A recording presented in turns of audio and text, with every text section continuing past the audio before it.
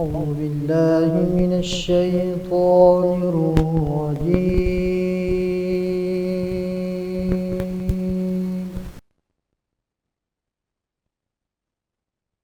بسم الله الرحمن الرحيم.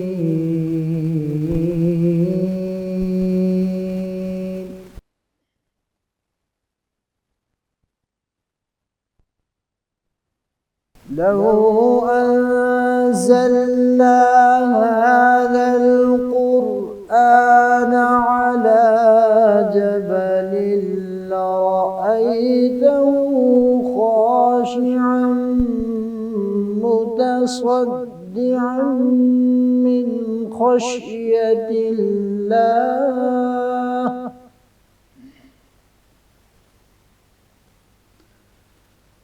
وتلك الأمثال نضربها للناس لعلهم يتفكرون.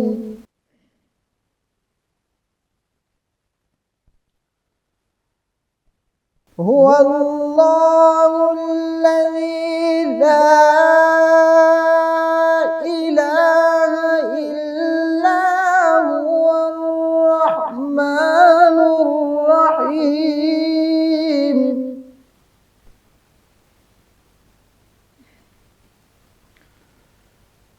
هو الله الذي لا إله إلا هو عالم الغيب والشهادة هو الرحمن الرحيم.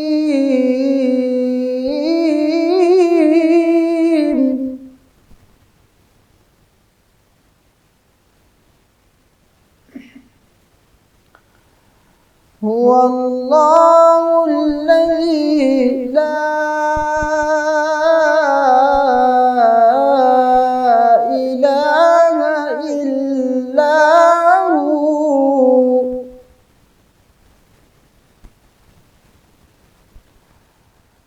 الملك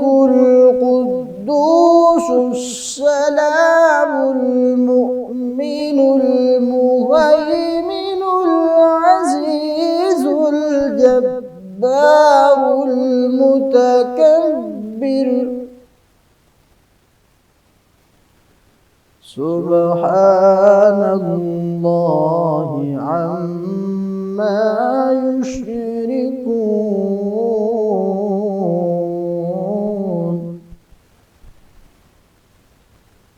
سبحان الله عما يشركون.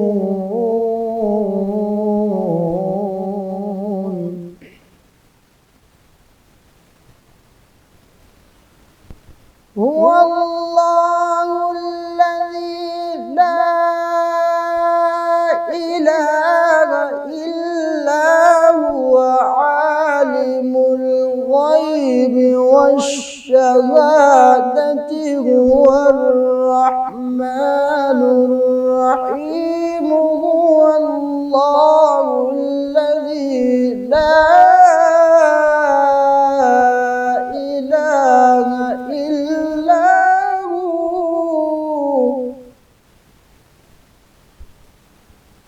الملك القدوس السلام المؤمن المهيمن العزيز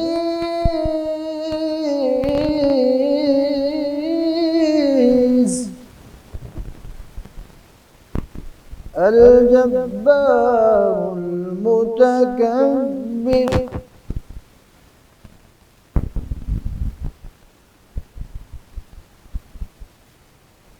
هو الله الذي لا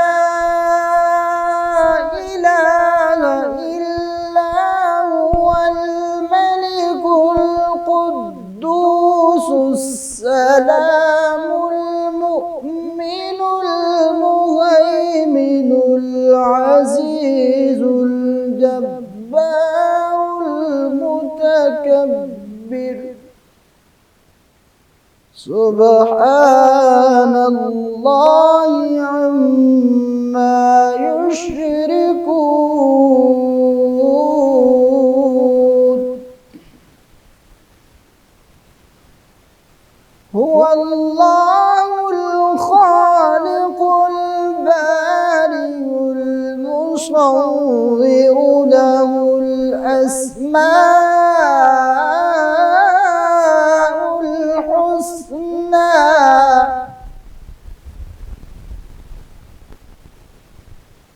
يسبح له ما في السماوات والأرض وهو العزيز الحكيم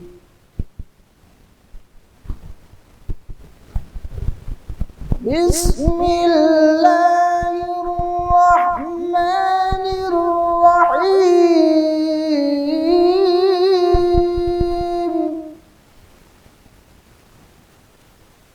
بسم الله الرحمن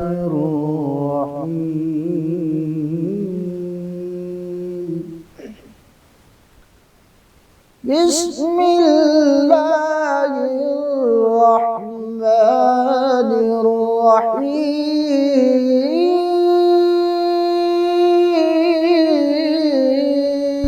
الرحيم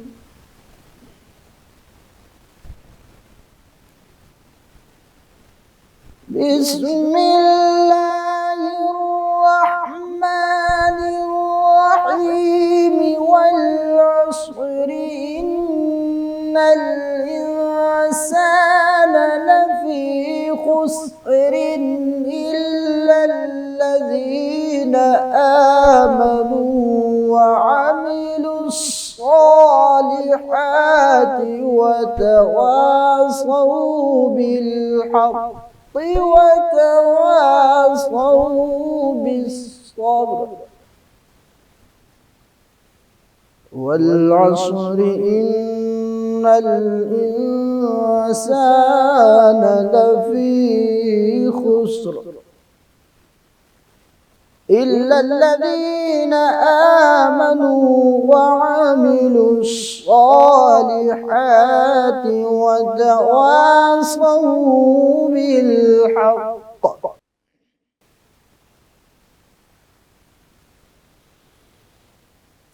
بسم الله الرحمن الرحيم والعصر إن الإنسان لفي خسر إلا الذين آمنوا وعملوا الصالحات وتواصوا بالحق وتواصوا بالصبر إلا الذين آمنوا وعملوا الصالحات وتواصوا بالحق وتواصوا بالحق وتواصوا بالصبر صدق الله العظيم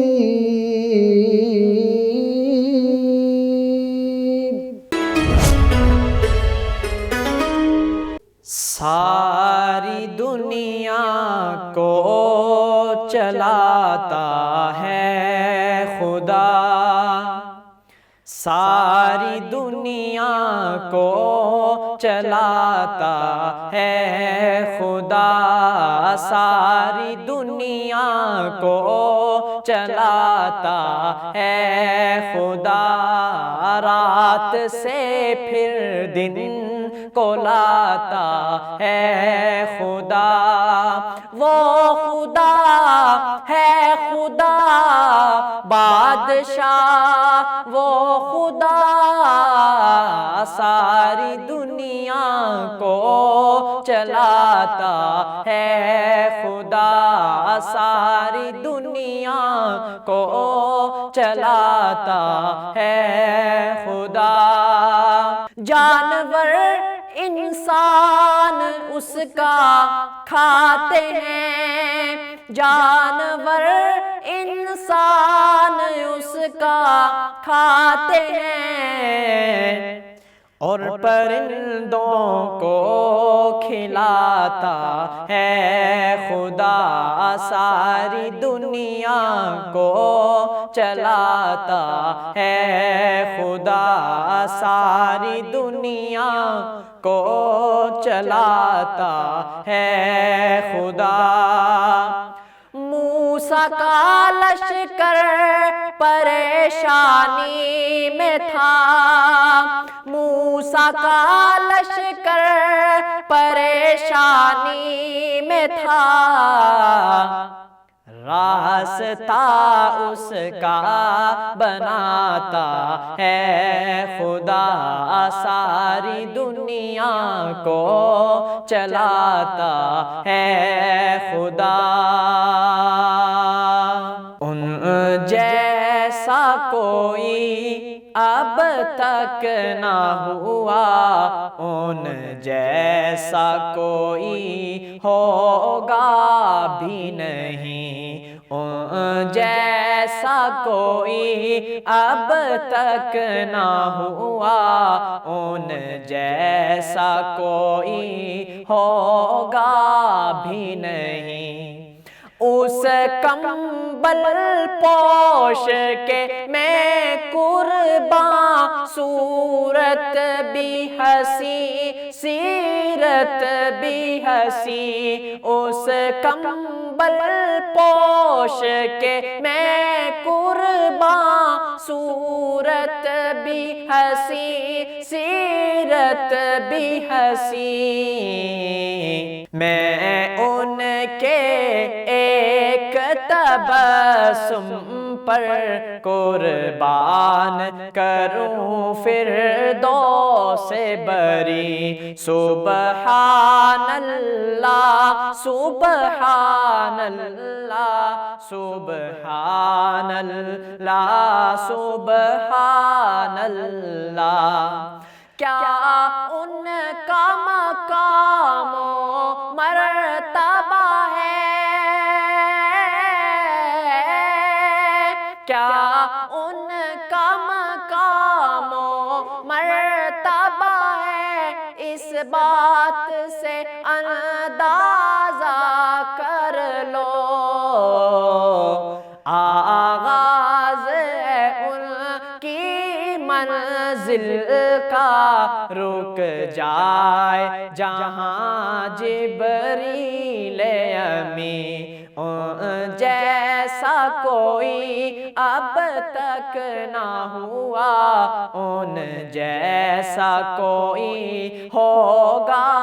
بھی نہیں سبحان اللہ سبحان اللہ سبحان اللہ سبحان اللہ ان جیسا کوئی اب تک نہ ہوا ان جیسا کوئی ہوگا بھی نہیں سرکار کا دربار سرکار کا دربار سرکار کا دربار نہیں دیکھ رہے کیا سرکار کا دربار سرکار کا دربار سرکار کا دربار نہیں دیکھ رہے کیا سرکار کا دربار نہیں دیکھ رہے کیا دربار میں دو یار دربار میں دو یار نہیں دیکھ رہے کیا سرکار کا دربار سرکار کا دربار نہیں دیکھ رہے کیا تم دنیا کے معیار تو سب دیکھ رہے ہو تم دنیا کے معیار تو سب دیکھ رہے ہو اللہ کا معیار، اللہ کا معیار نہیں دیکھ رہے کیا؟ سرکار کا دربار، سرکار کا دربار، سرکار کا دربار نہیں دیکھ رہے کیا؟ کہتے ہو کہ قرآن میں بوبکر کہاں ہے، کہتے ہو کہ قرآن میں بوبکر کہاں ہے، کہتے ہو کہ قرآن میں بوبکر کہاں ہے، تم آیت فی الغار، تم آیت فی الغار نہیں دیکھ رہے کیا؟ سرکار کا دربار، سرکار کا دربار، سرکار کا دربار نہیں دیکھ رہے کیا؟ صدیق امامت پہ ہے اور مقتدیوں میں، صدیق امامت پہ ہے اور مقتدیوں میں، تم حیدر کرار نہیں دیکھ رہے کیا؟ تم حیدر کرار نہیں دیکھ رہے کیا؟ سرکار کا دربار، سرکار کا دربار نہیں دیکھ رہے کیا؟ دربار میں دو یار نہیں دیکھ رہے کیا؟ سرکار کا دربار، سرکار کا دربار، سرکار کا دربار نہیں دیکھ رہے کیا؟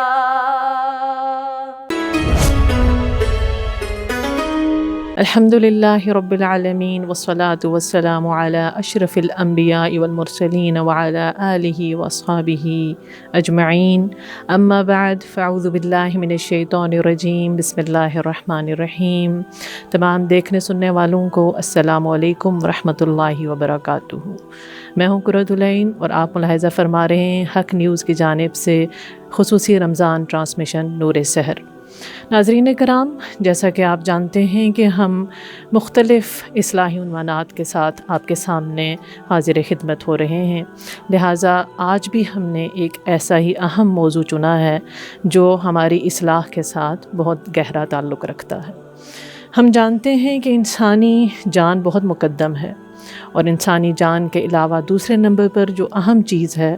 وہ انسان کا مال ہے، اور انسانی بے اعتدالیوں میں جان کے بعد جو زیادہ چیز دیکھنے میں آتی ہے وہ مالی بے اعتدالیاں ہی ہیں۔ چنانچہ قرآن و حدیث میں ہمیں معیشت کے حوالے سے بہت ساری ہدایات ملتی ہیں، ایسی ہی ایک ہدایت اسراف و تبذیر کے حوالے سے بھی ہے، اور یہ بڑا اہم موضوع ہے۔ آئیے ہم جانیں کہ اسراف کیا ہے اور تبذیر کیا ہے۔ اسراف کو تو عمومی طور پہ ہمارے ہاں فضول خرچی کے ساتھ سمجھا جاتا ہے، لیکن تبذیر کو سمجھنا بہت ضروری ہے۔ اگر ہم علمی لحاظ سے دیکھیں تو تبذیر سے مراد کیا ہے، اس کا جو روٹ ورڈ ہے وہ با ذال را ہے، بذرن سے بنا ہے، جس کا مطلب ہے بیج، اور بیج کو ضائع کرنا، ادھر ادھر پھینکنا معیوب بات سمجھی جاتی ہے۔ چنانچہ اس سے جب لفظ تبذیر بنا تو اس سے مراد یہ ہوا کہ مال کو بے جا ضائع کیا جائے، اور یہ لفظ قرآن حکیم میں سورہ بنی اسرائیل آیت نمبر 26 کے اندر آیا ہے۔ اللہ رب العزت فرماتے ہیں وَآتِ ذَا الْقُرْبَى حَقَّهُ وَالْمِسْكِينَ وَابْنَ السَّبِيلِ وَلَا تُبَذِّرْ تَبْذِيرًا إِنَّ الْمُبَذِّرِينَ كَانُوا إِخْوَانَ الشَّيَاطِينِ وَكَانَ الشَّيْطَانُ لِرَبِّهِ كَفُورًا۔ ترجمہ، اور رشتہ داروں اور مسکینوں اور مسافروں کو ان کا حق دیتے رہو، اور اسراف و فضول خرچی سے بچو، بے شک تبذیر کرنے والے یعنی فضول خرچی کرنے والے شیطان کے بھائی ہیں، اور شیطان اپنے رب کا بڑا ناشکرا ہے۔ قرآن حکیم فرقان حمید میں اسی ضمن میں لفظ اسراف بھی آیا ہے۔ سورہ اعراف آیت نمبر 31 میں فرمایا کلوا واشربوا ولا تسرفوا ان اللہ لا يحب المسرفین،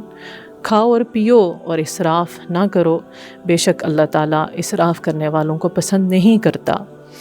عموماً اسراف و تبذیر کو ایک ہی معنی میں سمجھا جاتا ہے، لیکن علماء ان دونوں الفاظ کے درمیان باریک سا فرق بیان کرتے ہیں۔ عبداللہ ابن مسعود رضی اللہ تعالیٰ عنہ اور ابن عباس رضی اللہ تعالیٰ عنہ کے مطابق ایسی مد میں خرچ کرنا جس میں خرچ کرنا حق نہ ہو تبذیر ہے، اور مجاہد رحمہ اللہ کہتے ہیں اگر سچائی کی راہ پر کوئی انسان پورا مال بھی خرچ کر دے تو وہ تبذیر نہیں ہوگا، لیکن بنا حق کے اگر وہ 2 کلو بھی خرچ کرے گا تو وہ تبذیر ہوگا۔ گویا پتہ یہ چلا کہ تبذیر کا تعلق انفاق کی مقدار کے ساتھ نہیں ہے، بلکہ اس کا تعلق مد سے ہے، جس مد میں مال کو خرچ کیا جائے۔ اسراف تو یہ ہے کہ ضرورت کی چیزوں پر زیادہ ضرورت خرچ کیا جائے، مثلا لباس ہماری ضرورت ہے لیکن الماریوں کے الماریاں بھر دینا، یہ اسراف ہے۔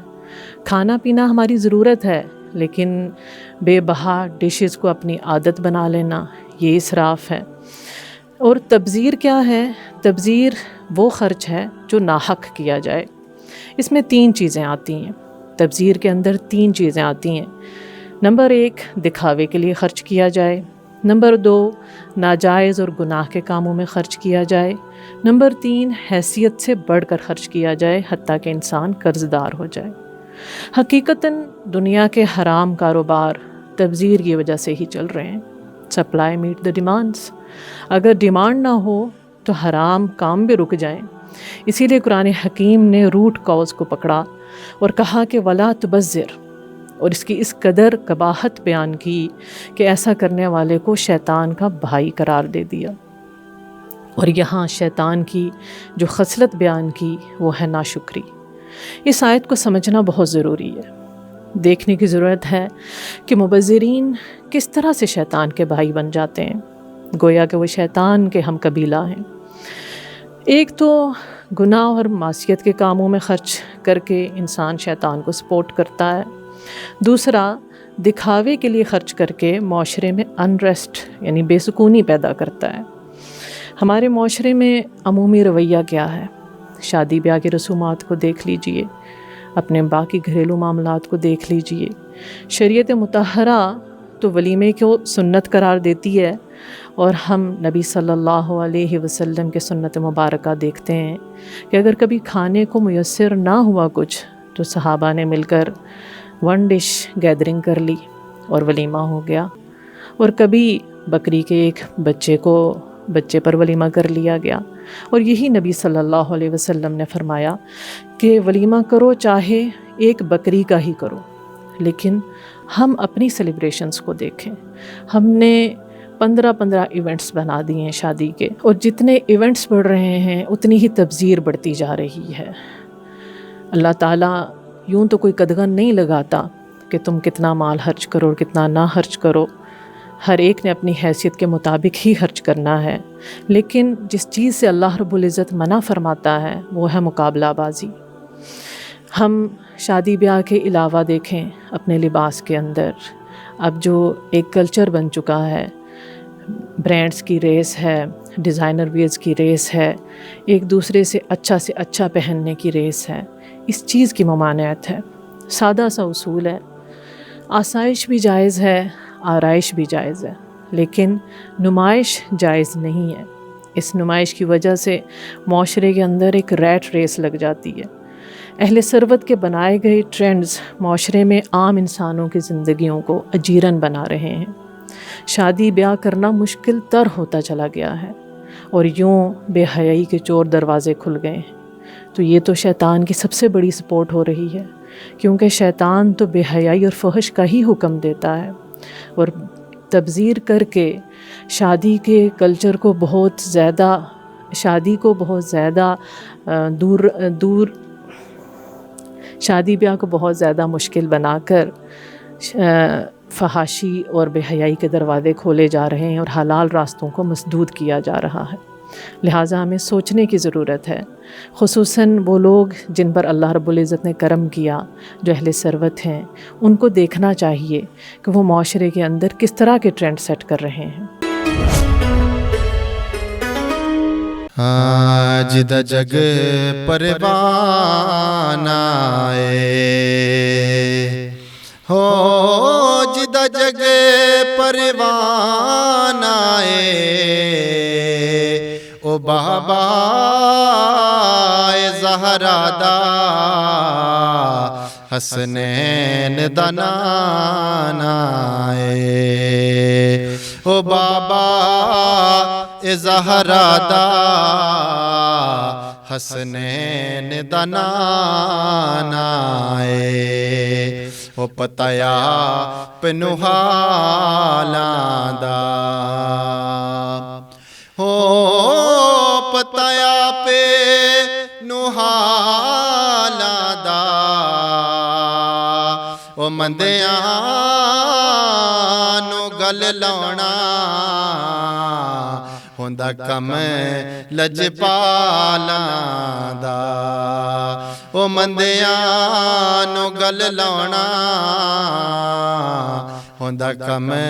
لجپالاں دا ہاں دن رات آنکھیں جنم کس لیے ہیں یہ دن رات آنکھیں جنم کس لیے ہیں یہ دن رات آنکھیں جنم کس لیے ہیں ہے غم خاریا کا ہے غم خاریا کا تو غم کس لیے ہیں یہ دن رات آنکھیں جنم کس لیے ہیں یہ دن رات آنکھیں جنم کس لیے ہیں غم خاریا کا ہے غم خاریا کا تو غم کس لیے ہیں یہ دن رات آنکھیں جنم کس لیے ہیں گناہگار بولے کہ کون اب ہمارا گناہگار بولے کہ کون اب ہمارا گناہگار بولے کہ کون اب ہمارا گناہگار بولے کہ کون اب ہمارا تو بولے محمد کہ ہم کس لیے ہیں تو بولے محمد کہ ہم کس لیے ہیں تو بولے محمد کہ ہم کس لیے ہیں اور یہ پوچھا کہ بگیڑی کیسے بنے گی یہ پوچھا کہ بگیڑی کیسے بنے گی یہ پوچھا کہ بگڑی کیسے بنے گی یہ پوچھا کہ بگڑی کیسے بنے گی جواب آیا ان کے کرم کس لیے ہیں جواب آیا ان کے کرم کس لیے ہیں جواب آیا ان کے کرم کس لیے ہیں اور جبریل چومو آج ان کی تلیاں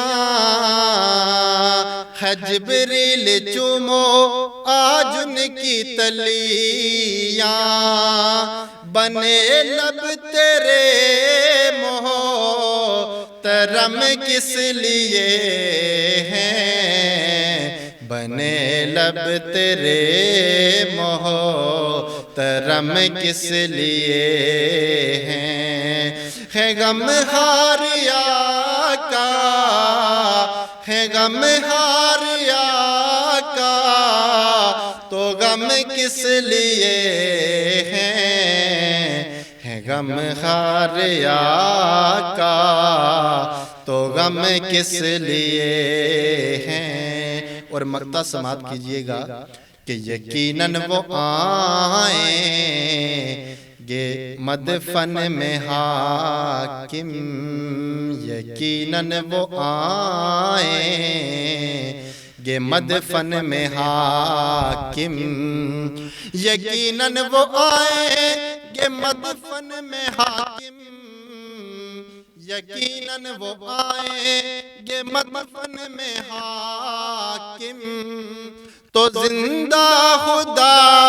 کی قسم کس لیے ہیں تو زندہ خدا کی قسم کس لیے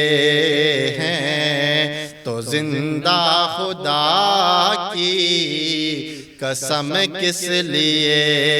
ہیں غم خاریا کا ہے غم خاریا کا تو غم کس لیے ہے غم خاریا کا تو غم کس لیے ہیں حضور ایسا کوئی انتظام ہو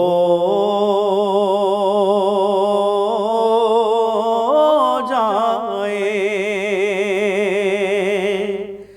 سلام کے لیے حاضر غلام ہو جائے حضور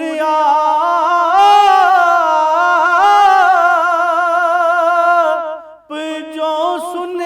لے تو بات بن جائے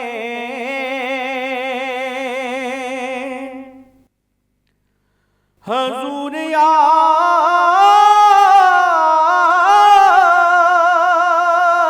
آپ جو سن لے تو بات بن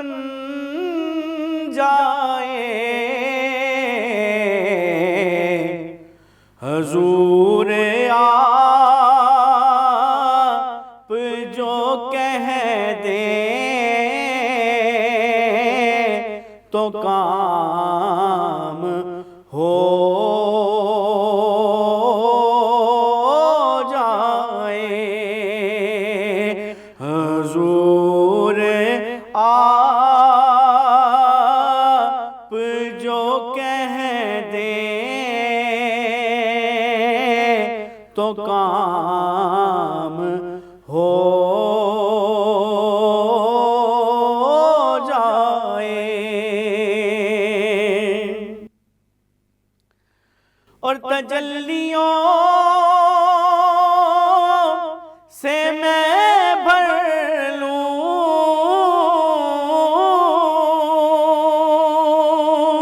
کاسے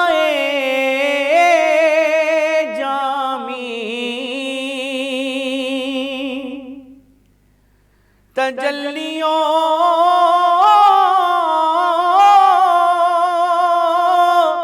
سے میں بھر لوں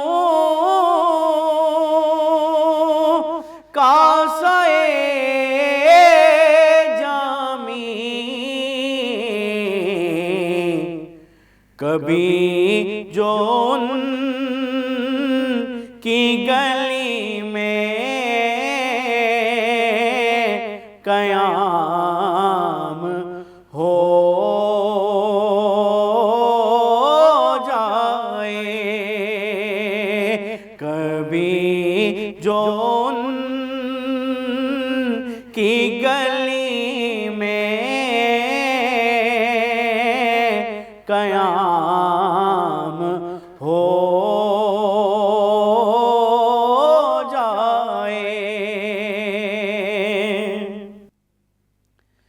میں صرف ایک بار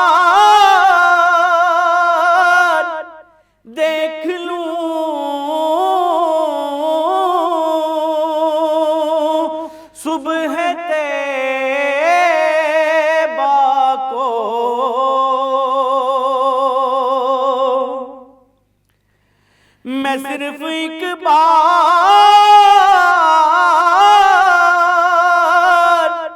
دیکھ لوں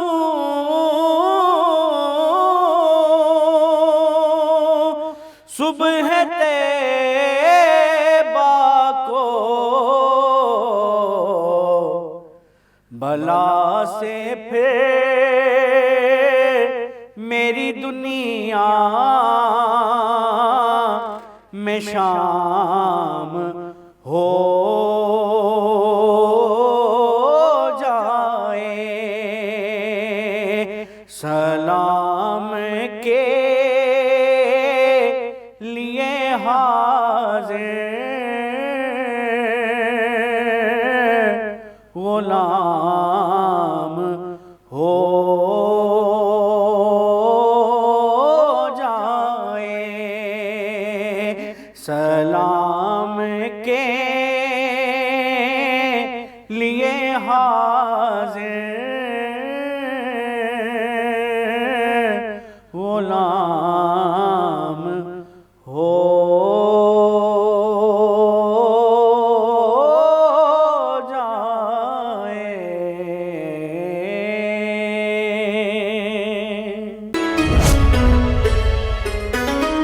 تبذیر سے معاشرے کے اندر کیسا ماحول بنتا ہے یہ بھی ہم دیکھ لیتے ہیں۔ قرآن ہمیں ایک تصویر دکھاتا ہے۔ سورہ قصص کے اندر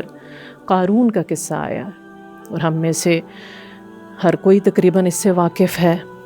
کہ وہ ایک مالدار شخص تھا اور اس کو اتنا مال اللہ تعالیٰ نے عطا کیا تھا کہ اس کے خزانوں کی چابیاں کئی اونٹ لے کر جایا کرتے تھے۔ قرآن حکیم اس کا بھیانک انجام بھی بتاتا ہے۔ وجہ کیا تھی؟ حالانکہ ان قارون من قوم موسیٰ کان من قوم موسیٰ، ان قارون کان من قوم موسیٰ، قارون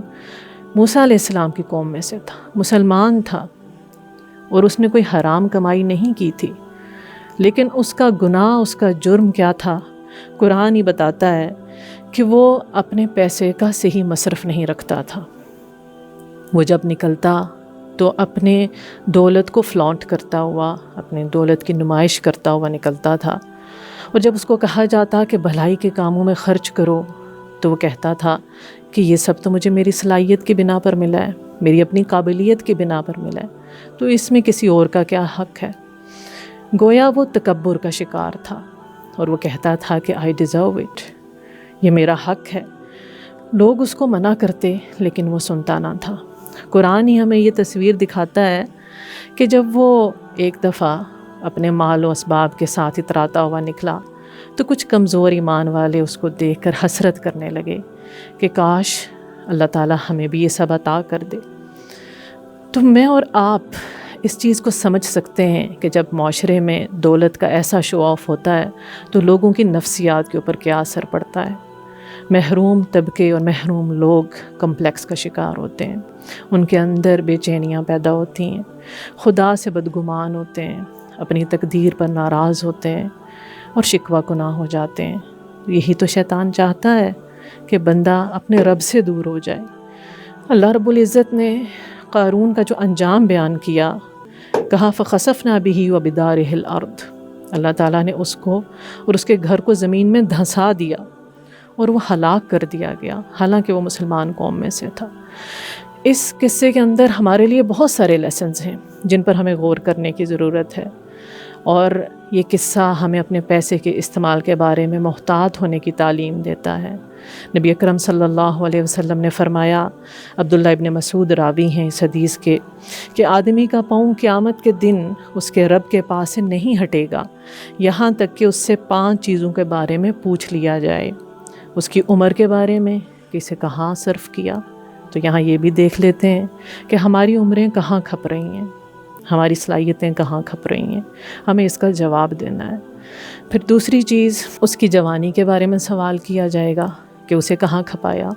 جب انرجیز اپنی پیک پر ہوتی ہیں تب ہم کیا کر رہے ہوتے ہیں،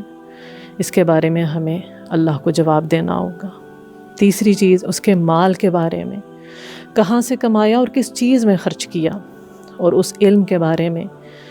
جس کو حاصل کیا کہ کہاں پر اس پر عمل کیا۔ تو عزیز ناظرین، یہ آیات اور حدیث ہمیں کیا بتا رہی ہیں کہ مال اللہ کی طرف سے امانت ہے، اور اسے امانت سمجھتے ہوئے ہی خرچ کرنا چاہیے، اور اللہ رب العزت ہمیں اپنے مال کے بارے میں بہت محتاط ہونے کا حکم دیتے ہیں، کیونکہ تبذیر اور اسراف سے جو نفرتیں معاشرے کے اندر پیدا ہوتی ہیں اس سے معاشرے کے اندر فساد برپا ہوتا ہے، اور یہ بھی شیطانی کوشش ہے۔ اللہ رب العزت سورہ مائدہ میں فرماتے ہیں انما یرید الشیطان ان یوقع بینکم العداوۃ والبغضاء فی الخمر والمیسر، بے شک شیطان تو یہ چاہتا ہے کہ تمہارے درمیان عداوتیں پیدا کر دے شراب اور جوئے کے ذریعے۔ تو جو کام وہ شراب اور جوئے کے ذریعے کرتا ہے وہی کام تبذیر کرنے والے بھی کر رہے ہوتے ہیں، تو گویا وہ شیطان کے صف میں کھڑے ہو جاتے ہیں۔ پھر ہمیں یہ بھی احتیاط رکھنی چاہیے کہ اللہ رب العزت نے قرآن میں ہی فرمایا کہ ثم لتسألن یومئذ عن النعیم، تم سے قیامت کے دن ہر نعمت کے بارے میں سوال کیا جائے گا۔ تو کہیں ہم اللہ کی دی ہوئی اس نعمت، اللہ کے دیے ہوئے اس رزق کا غلط استعمال نہ کر دیں جس کا حساب دینا مشکل ہو جائے۔ پھر دوسری بات اس آیت کے اندر یہ کہی گئی کہ شیطان اپنے رب کا ناشکرا ہے۔ ناشکراپن کیا ہے؟ ہمیں تو یوں لگتا ہے کہ ناشکری بس یہی ہے کہ ہم زبان سے کچھ شکوے شکایتیں کر رہے ہوں، لیکن یہاں پہ ہمیں یہ پتہ چلتا ہے کہ ناشکری دراصل اللہ کی نعمتوں کا غلط استعمال ہے، اور شیطان یہی چیز سکھاتا ہے۔ ابن قیم رحمہ اللہ فرماتے ہیں کہ جن نعمتوں کے بارے میں سوال کیا جائے گا وہ دو قسم کی ہیں۔ نمبر ایک، جس کو صحیح جگہ سے لیا جائے اور صحیح جگہ استعمال کیا جائے، اس کے بارے میں بھی حساب لیا جائے گا، اور نمبر دو، جس کو غلط جگہ سے لے کر غلط جگہ پر بغیر حق کے استعمال کیا جائے، اس کے لینے اور استعمال کرنے کے بارے میں پوچھا جائے گا۔ پہلی والی کے بارے میں تو شکر کے حوالے سے سوال کیا جائے گا کہ کتنا شکر ادا کیا اللہ کا، اور دوسری جو لی ہی غلط جگہ سے جائے اور غلط جگہ خرچ کی جائے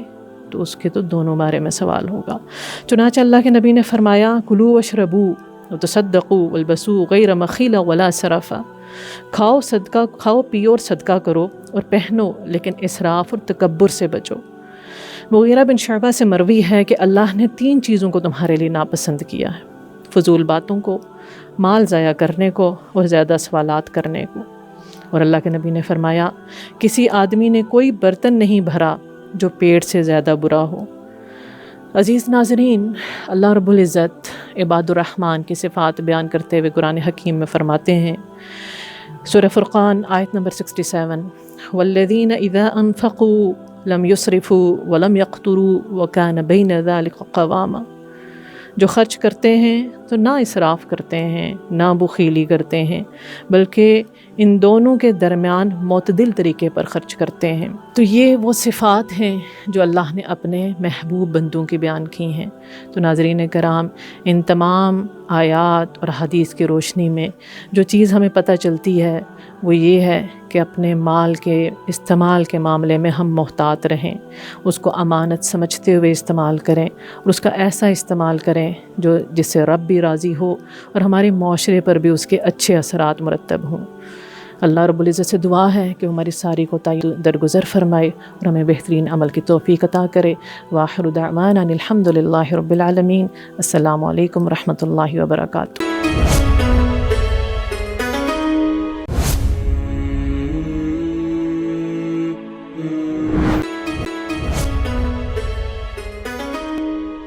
لا الہ الا اللہ محمد رسول اللہ، لا الہ الا اللہ محمد حبیب اللہ۔